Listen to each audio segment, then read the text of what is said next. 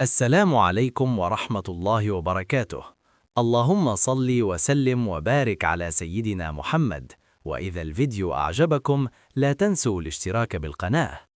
أهلا بكم يا جماعة في فيديو جديد، ومعانا مباراة من أقوى وأمتع مباريات كرة القدم في العالم. موعدنا مع الكلاسيكو الإسباني الكبير بين نادي ريال مدريد ونادي برشلونة في قمة نارية منتظرة ضمن منافسات الدوري الإسباني. المباراة هتكون يوم الأحد 10 مايو الساعة 2 ظهرا بتوقيت القاهرة. المواعيد في الدول العربية: الساعة 3 عصرا بتوقيت السعودية، الساعة 4 عصرا بتوقيت الإمارات، الساعة 1 ظهرا بتوقيت الجزائر. المباراة هتتلعب على أرض كامب نو ووسط جماهيره، وده هيخلي المواجهة مولعة أكتر. القنوات الناقلة: هتكون المباراة منقولة حصرياً على شبكة بي إن سبورتس، الناقل الرسمي للدوري الإسباني في الشرق الأوسط وشمال إفريقيا.